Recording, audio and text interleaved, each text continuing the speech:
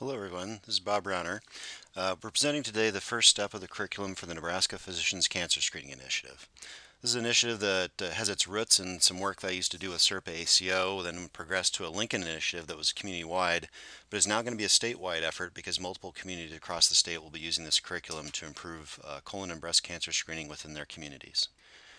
So this is part of also a national effort. There's 80% by 2018 is an initiative of the American Cancer Society and a number of others to try and increase colon cancer screening across the country, and we're going to be taking part in this and seeing if we can meet these measures, hopefully a year ahead of everybody else.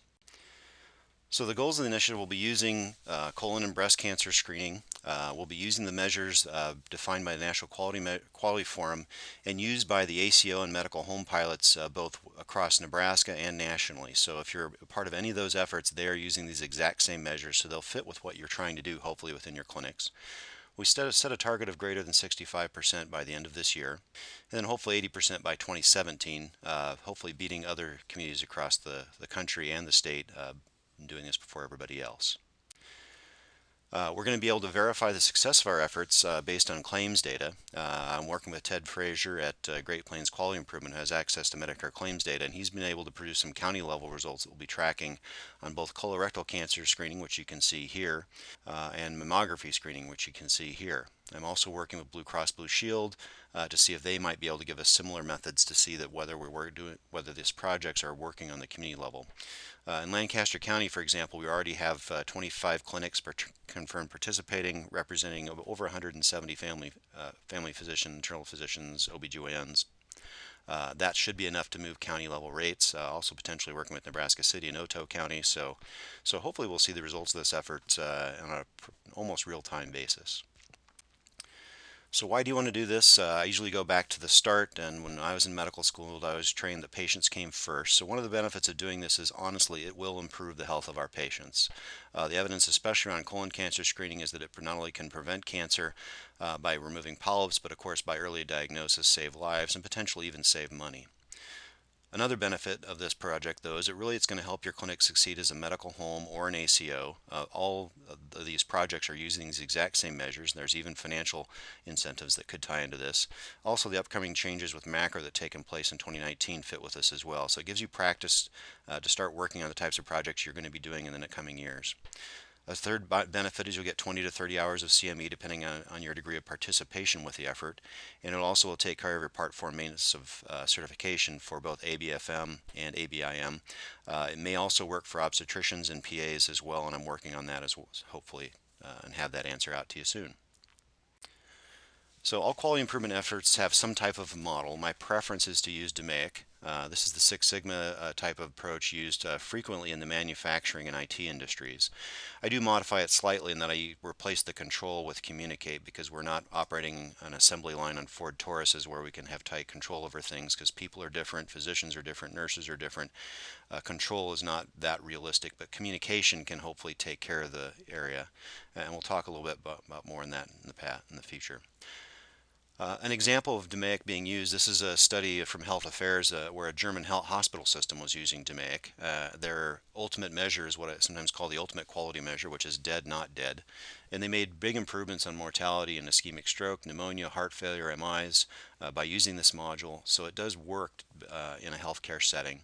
It's also the core mindset that I used when I was working with SERPA ACO, and I think that's part of what got us to be one of the top 10 highest quality ACOs in the country. This is based on our 2014 results, where we were number 7 for Medicare Shared Savings Program ACOs. So DMAIC, the first step, D, define, and of course our definition, like I discussed before, is the same definition of quality endorsed by the National Quality Forum that the ACO and medical home projects are already using and will be using in the future. There's both the state multi-payer effort that's using these measures, and also now recent released a Medicare has put out a joint PCMH and ACO list, and these are the same measures on that as well. So finally we have the consistency we've been lacking from both the state and federal level on this issue. Next steps are to measure, and so the clinics will be measuring their current performance on this, and then based on those measurements, start looking and analyzing what's working, what's not, what are we going to do to improve things. This can be things like doing a gaps in care report. You can then track people down, hopefully as you add care coordination staff, as you involve your front desk, who's going to track down the people with missing values.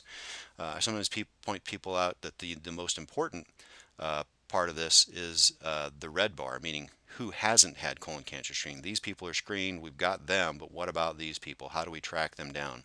This is an area in healthcare where we're actually behind. I mean, frankly, car dealers and veterinarians. My cat gets a reminder when it needs its rabies shot. My Ford Fusion gets a reminder when it's due for an oil change, but we don't do that as well in healthcare. So one of the things we want to do is start developing things like alerts and reminders. We may also address this as a clinic workflow issue, how we room the patient. All of these things can improve this process and improve results over time.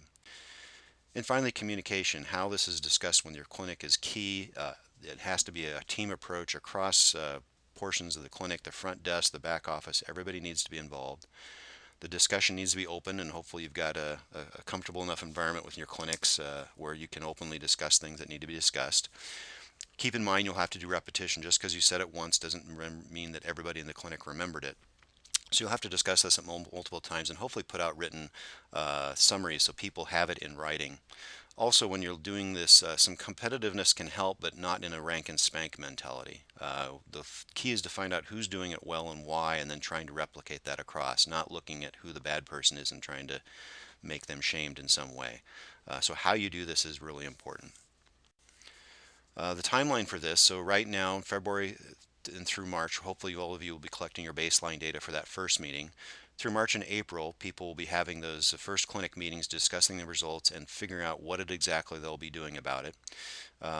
June and July, we'll be remeasuring again to see what worked and what didn't and adjusting as necessary.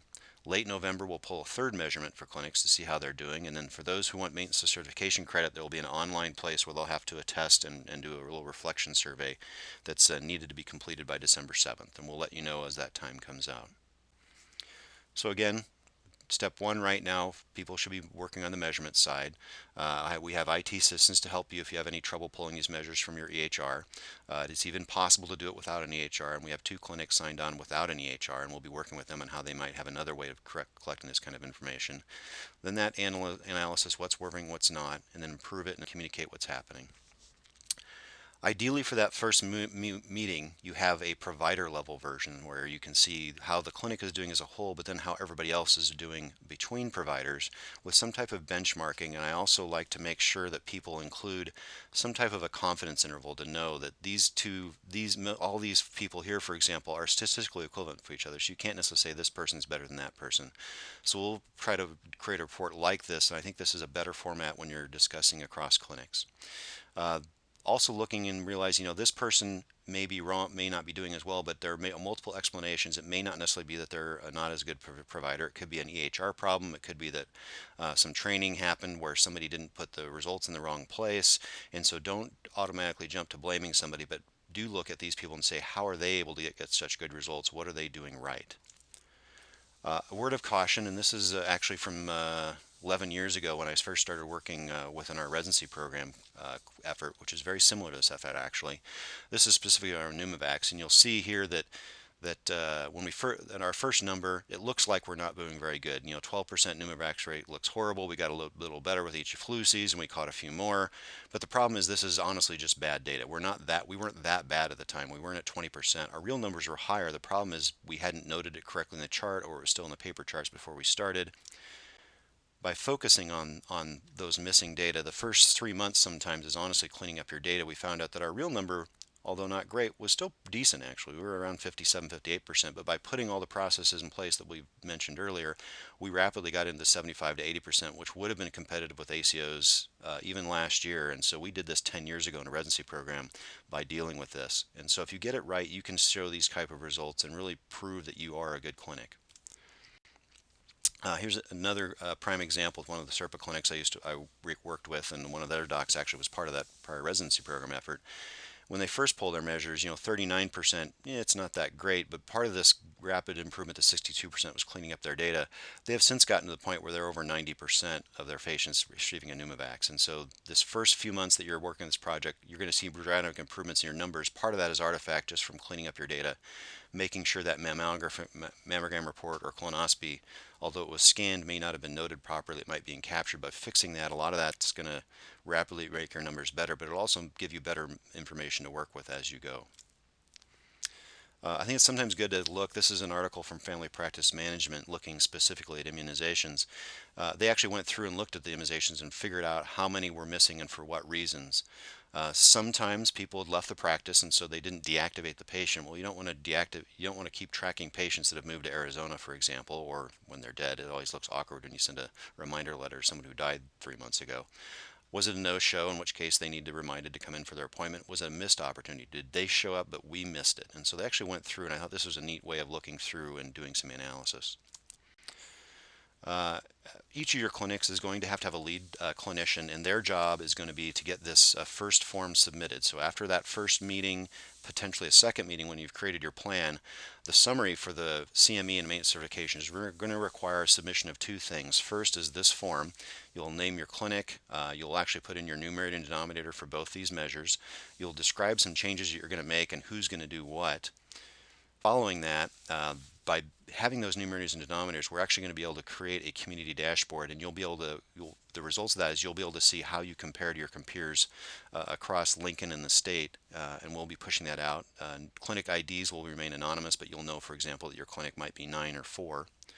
The second thing you have to submit other than that sheet is a workflow diagram.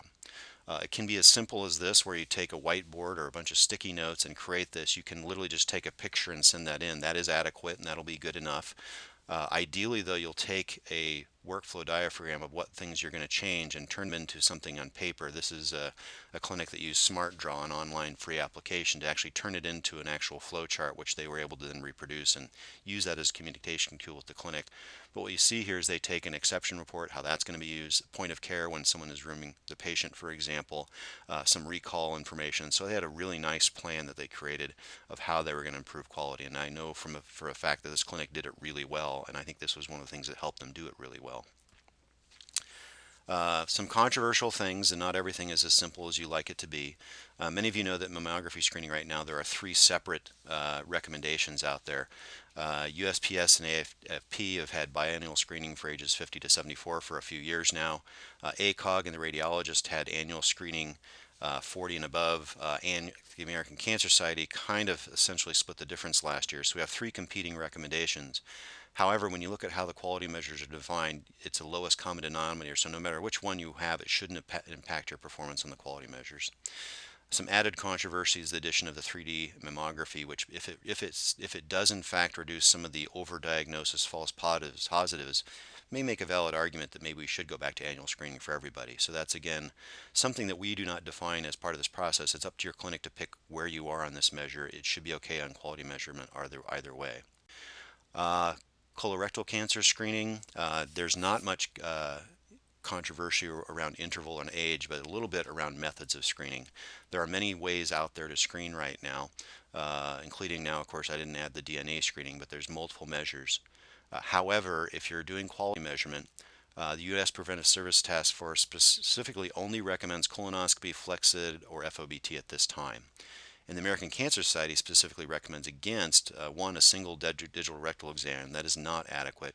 Also, some of the evidence around DNA testing and FIT testing is uncertain. And if you're doing quality measurement reporting to the federal government, you cannot use that as part of your quality measure at this time. So if you're using something other than FOBT like the FIT or DNA, you as a clinic need to decide as a group, is that something you want to keep doing if it could impact your measurement and what you're submitting to the federal government if you're part of a Medicare Shared Savings ACO. So you guys need to discuss that as a clinic, and we're not going to dictate that to you. That's your decision. And I want to summarize with some lessons learned. We had a meeting, the Nebraska multi-paramedical home group that the family of docs and Senator Gloria have been working with over time, brought in for one of our meetings, Mary Ellen Benzik from Michigan. She's a family doc who has worked with dozens of medical home pilots across the state of Michigan. I asked her at the end of our meeting if you could summarize what's the difference between clinics that do well and which ones don't. She said these are the 4 things that she listed that made a big difference. Number 1, physician leadership is key. however nuanced, that physicians need to be present and involved, but they don't necessarily need to do it all. And sometimes, honestly, other people are better at delegating to do because they're better at follow through. Physicians get busy and sometimes forget to do some follow up. So being able to be present and involved, but also being able to delegate to appropriate folks, whether it be your office manager, care coordinator, nursing staff, people like that. Second is measure, but don't get too complicated. Keep it simple. So these two measures are pretty straightforward. Don't get into too much detail yet. Start here and build from there. Third is the whole team has to be involved. If you're only talking about it amongst the physicians, you're not going to do well. You need to get the office manager, nurses, front desk, back office. They all need to take a part. For example, the back office, they're the ones often scanning the colonoscopies and mammography results. If they're not noting it properly, it's going to mess up the whole thing. They need to understand their part and what they play. The last thing is the team needs planning time. Hopefully weekly meetings with a core group of two or three, but then monthly meetings with the physicians and the medical staff of your clinic. By having everybody involved, that really is the key to doing better or not. So in summary, we're using the DMAIC system. We'll be able to send this out via VOS YouTube or on-site presentation.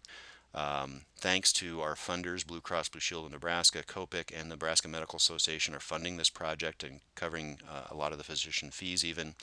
So thank you to them for funding this great project. If you have any questions, certainly let me know. And then to follow, we'll be working on a couple other modules, staffing for effective quality improvement, and how to and how not to use quality data. So if you're interested in those projects as well, those will be coming out. Thank you, and let me know if you have any questions.